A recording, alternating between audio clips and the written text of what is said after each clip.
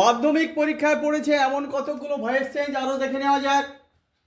2012 সালে পড়েছিল কি I am writing a poem, দেখো এটা কন্টিনিউয়াস টেন্সে আছে,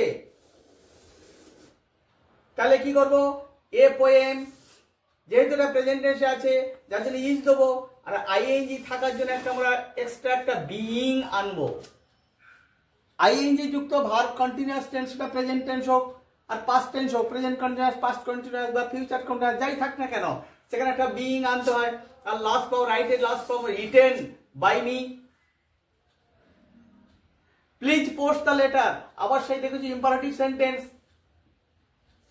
তাহলে কি করব যে প্লিজ আছে, তাহলে প্লিজের পরিবর্তে আমরা কি করে বলেছি you are equals imperative sentence, বাক্যের মধ্যে ভার্ব থাকে।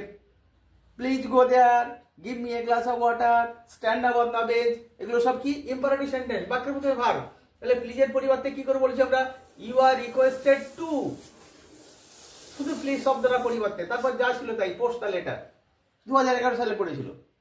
2010 সালে কি পড়েছিল শাট দি ডোর, এখানে একই জিনিস দেখো ইম্পারেটিভ সেন্টেন্স, বাক্যের মধ্যে ভার্ব আছে, যেহেতু এখানে অবজেক্ট আছে তাহলে এখানে লেট দিয়ে শুরু করব, let the door be shut.